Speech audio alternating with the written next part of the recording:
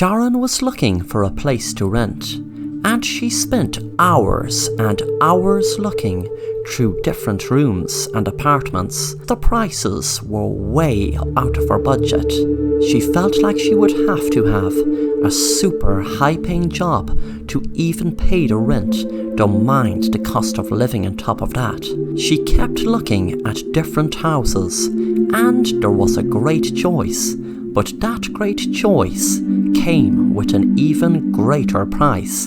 And not greater as in value, but greater as in a very high price.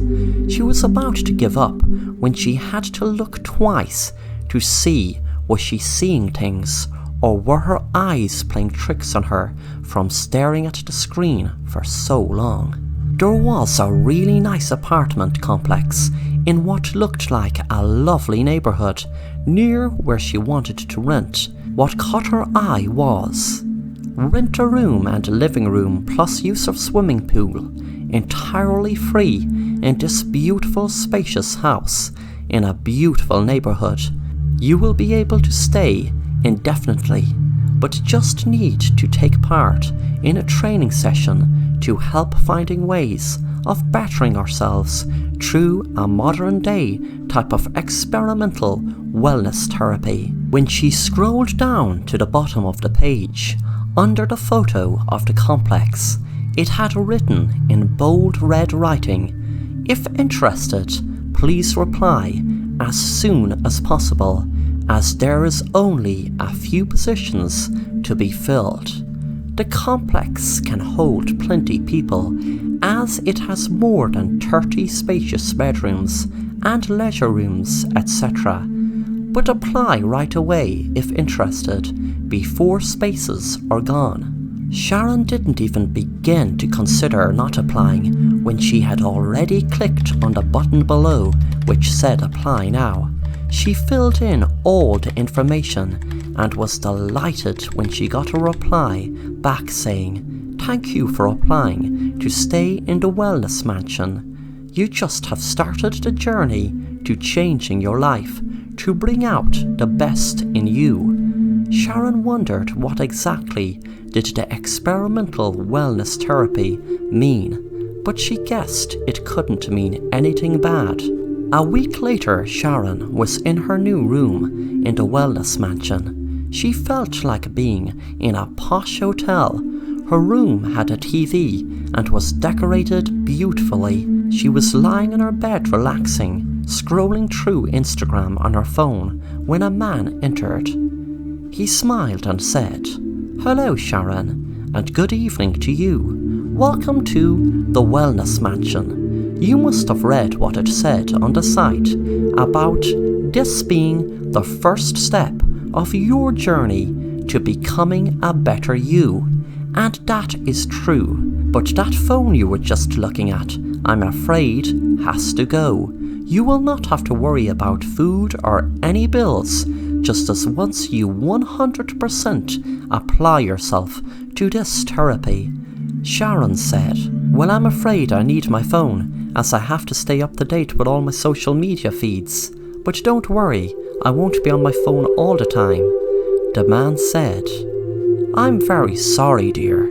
I need your phone right now, or else I'm afraid you need to exit this Wellness Mansion and make room for someone who will apply themselves fully to our rules." Sharon felt a pang of fear and dread, wondering what he meant by apply themselves fully to our rules.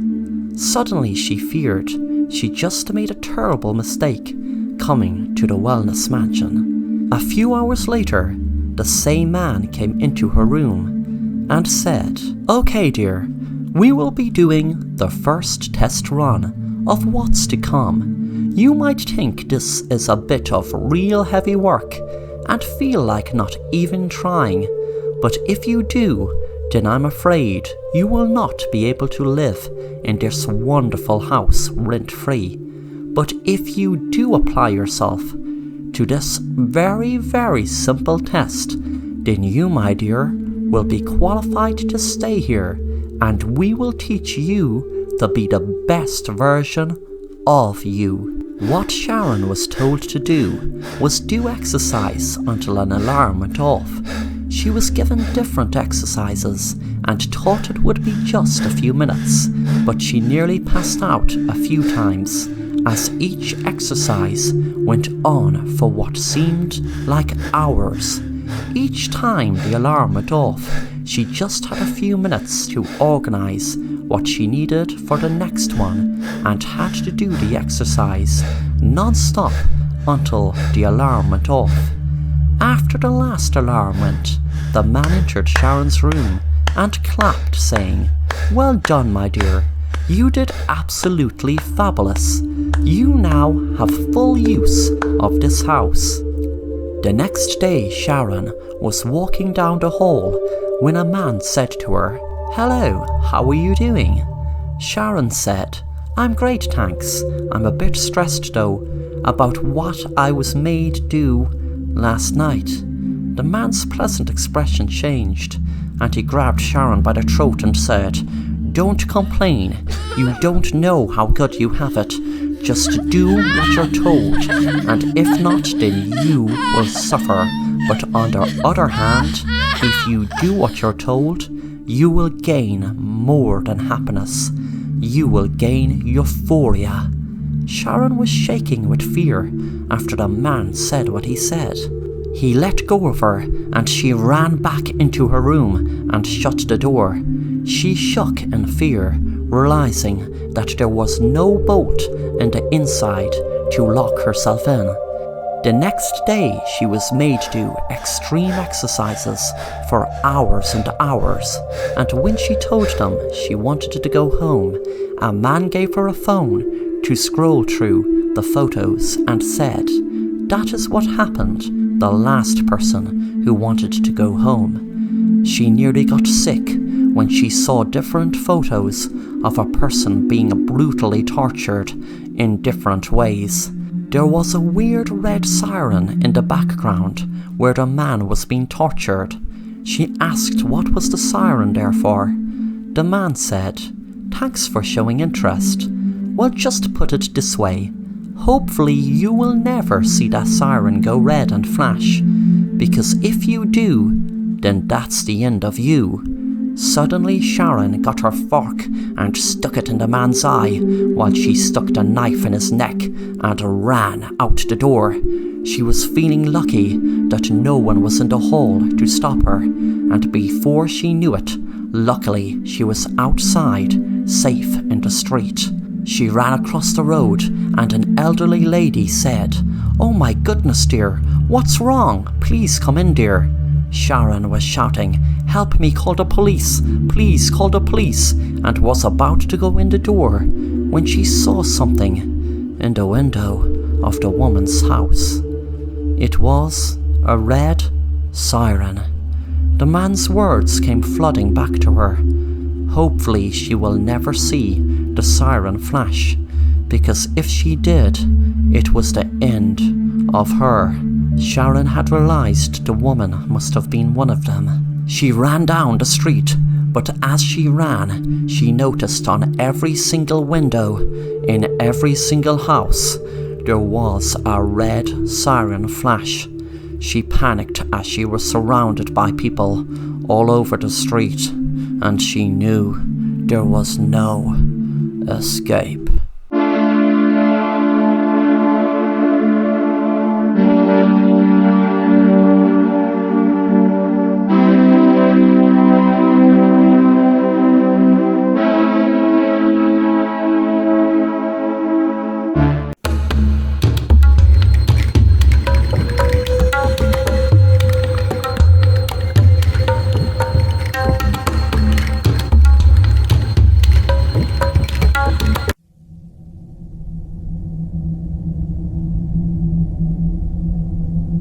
I can't help if you don't talk to me. You won't believe me. If you tell me you saw Bigfoot or some creature in the woods, I will believe it. I promise. Tell me your story. There were no creatures, spirits, or monsters. It was just me. It was my first time as a caretaker in Yellowstone. I barely knew the place, but when I saw it for the first time, I fell in love instantly. I was in complete awe of it. The mountains that reached up to the clouds and the valleys which cut beneath them. The forest which ran vast and all-consuming throughout. And then there was the wildlife. It was overwhelming in its beauty. And people left the park in November for the winter season. And that's when I came in. I was to remain there until the plows could reach me towards the end of winter. I was the only one in my section, alone for miles and miles. My job was to clear the snow off the roofs of some of the buildings and structures. That was pretty much all I was supposed to do, but it kept me busy. There was always more snow to clear. I enjoyed the solitude. I'd been craving it for some time. When night fell, my cottage was the only source of light. The entire landscape, mountains, rivers, and the forest, all of it was dark. It was like an ocean of black, if you can picture it. And a tiny pin drop of light in the middle. That was me. I read books and made dinner. That's how I spent my nights. One day there was a storm. The snow was falling so thick and so fast that I couldn't get past my own front door. I decided it was too dangerous to try going out, so I stayed in, knowing that I'd have to do double the work the next day. But it was okay, because it was better than being caught outside in a storm. That could be death if you couldn't find shelter. That night after dinner, I read as I normally do, but as I did, I noticed a strange sound. A soft, wet hum. I heard it before, only when I was absolutely silent, but I could never place where it was coming from or what it could be. So I forgot about it. I kept reading, and when I was too tired to read another word, I turned out the lights and went to bed. It woke me from a sound sleep. I was so tired and disoriented, I wasn't sure if I had heard something or if it'd just been a dream. Slowly I came out of my fog, and then I knew it hadn't been a dream. There was a knock at my door. I couldn't imagine who it could be. I was miles away from anyone, and in a storm, it would be impossible to get to me. I tried to look out the window by my bed, but it was too dark. I picked up the gas lantern and lit it. Then I moved to the door. When I opened it, the wind hit me like 1,000 needles. I aimed the light out, but there was only snow and darkness. Beneath me, though, I did notice something. Footprints. They led from my door to just outside the window where my bed was, then back out into the black. Sudden terror came over me as I looked out over the dark. I closed the door and latched it shut. After sitting in fear for a few moments, my exhaustion caught up to me again. Though I was afraid, I could think of nothing I could do. So I put the light away and I lay in bed. The following morning I woke up and remembered, but I had no idea if I had dreamt it or if it really happened. I opened the front door and found there were no footsteps outside. And though I let myself believe it had been a dream, a part of me knew that the snow would have filled in the footsteps if they had really been there at all. The sky looked just as bad as the day before, but if I didn't clear the roof before another storm, the other stations could cave in. I can't express the fear I felt walking through the woods that day. Any noise sent shivers up my spine. I was convinced someone had been there last night, watching me sleep. But if it was true, why wouldn't they wait for me to open the door? And how could they have survived the storm? I cleared the roofs from the other buildings, and as I did, it began to snow again. By the time I started my journey back to my cabin, The snow was too thick to see through. I was caught in it, and worse, I was lost. My compass seemed to be working, but the more I followed it, the less I recognized my surroundings. My feet burned from the cold, my bones shivered. Then darkness fell. I thought that was it. I would die right then and there, frozen in the woods. And then I saw a light. I thought maybe I had left the lantern on, but I remember turning it off. But I didn't care either way. I was glad because the closer I got, the more I realized that yes, it was my cabin, and I was home. The door was locked when I tried to pull it, but how could that be? Unless I was wrong. Maybe this was someone else's cabin. Maybe I wasn't as far from the other caretakers as I originally thought. I knocked and waited. The wind blew cold all about me. I moved to the window and saw the person inside. It was me. I stumbled back into the woods and hid. I watched the person inside open the door and looked out, the lantern held out ahead of them. I watched closely, trying to understand. Then they quickly went back inside and closed the door, as if they were afraid. Against all odds, I found my way back to the buildings I had cleaned and slept inside. I nearly froze to death that night. The next morning, I stood in the woods and watched the cabin for as long as I could before approaching it. When I finally did, I found it empty, and the door was unlocked like I had left it. It felt foreign to me now, like I was in someone else's home, like when you have to stay at a stranger's house, except all the things in it were mine. The only thing familiar was the smell. It was tart and sour, but in my time here I'd grown to love it, and I was home. Outside, the world was frozen. The life and beauty I had been struck by when I first arrived had long since faded. I was afraid of the day because I could look out my window and see what was outside. I didn't want to see. But of course, the day was nothing compared to night. I needed the heater, but it lit the cabin from inside. I felt naked, exposed. I couldn't see anything past the windows. The only thing in them was my own reflection. I lifted the mattress off the bed and leaned it against the glass. I didn't need the bed. I had no intention of sleeping that night. I sat across from the door and watched it. Every time the wind blew and shook the door, I felt my stomach turn cold.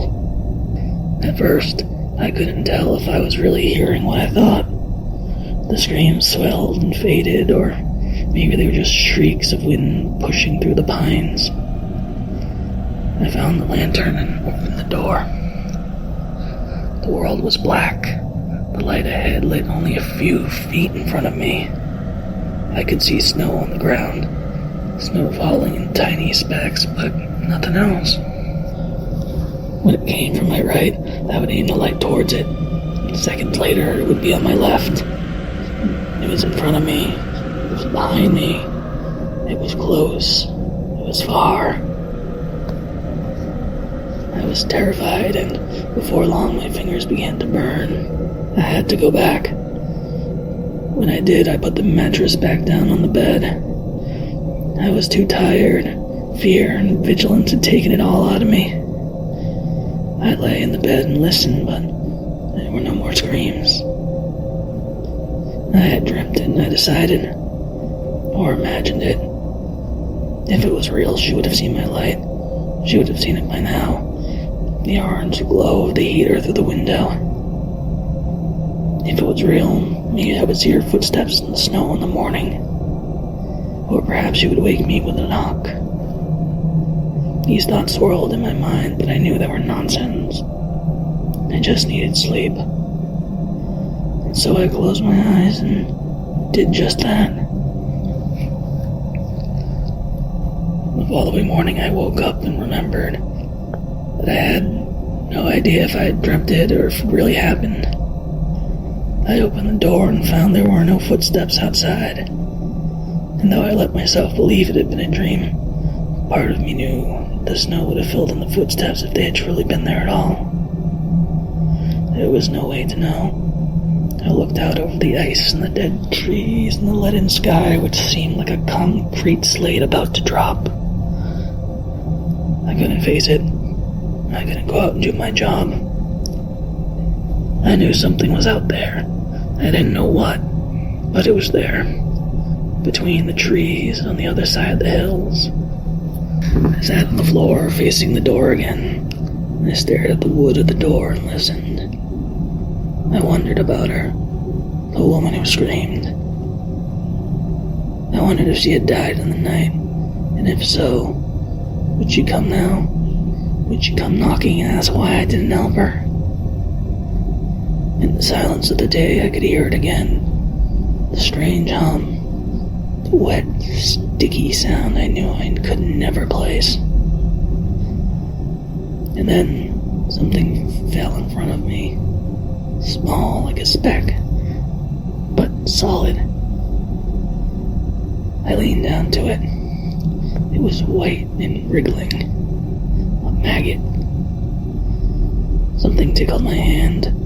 I looked down and saw another maggot crawling across my knuckles. Another one dropped from above, falling on my shoulder. I lifted my eyes up. On the ceiling, there was the shape of a small square door. I had forgotten about it. Forgotten about the attic. It was too small to go into, meant only for storage. At the edge of the square door, maggots writhed and dropped. Something was there. Something had been there the whole time. That I could place it now. It was the sound of 100,000 maggots feasting. I moved the heater to the center of the room and used it as a stepping stool. I climbed it and reached for the door on the ceiling. The smell, the familiar smell I've grown to love, was overpowering here. My eyes stung, my throat closed. I lifted my head to the attic. His small body entirely covered by them. A blanket of maggots so thick I couldn't even see him. Did you remember then that you hadn't come alone? Yes, I remember. They still haven't found your wife. Is she up there in the hills? Just behind them. They'll have to wait for the thaw. It was a brutal winter. I tried to tell her there was nothing out there, nothing but ice, but she ran anyway. She ran from me when she saw what I'd done to our son. She ran begging for help, screaming for it, but there was no one out there. I listened to her screams until they died down, until there was only silence and dark. Why did you do it? Didn't you love them? With all my heart. Too much. It was all I knew. It was suffocating. Some men shouldn't have that much love. Some men should just be alone.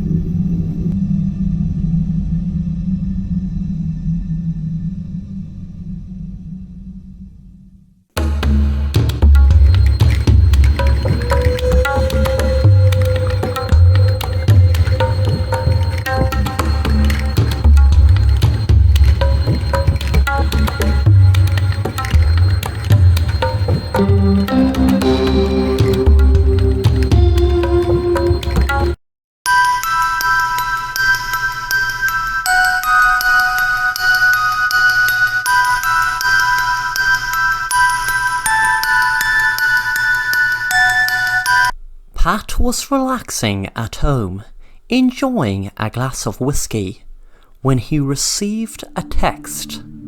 He opened it up, and there was a photo of his wife and daughter and son tied to a chair. He froze in fear. It had written underneath, "Look under your bed.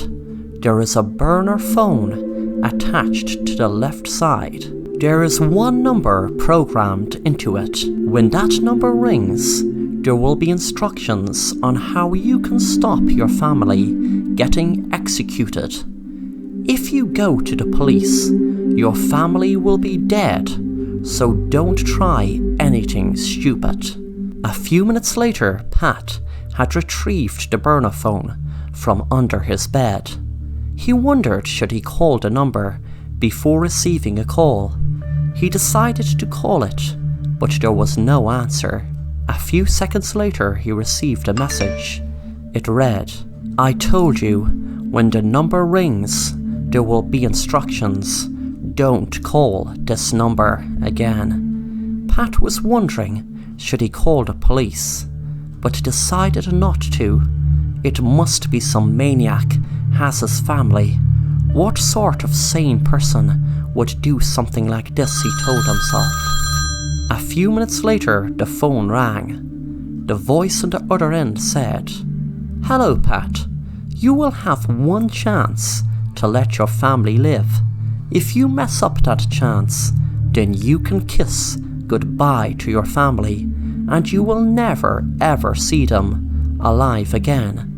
There is no GPS in this phone, but put in the following address I text you into your GPS tracking on your own phone, and you will be able to have your chance of saving your family.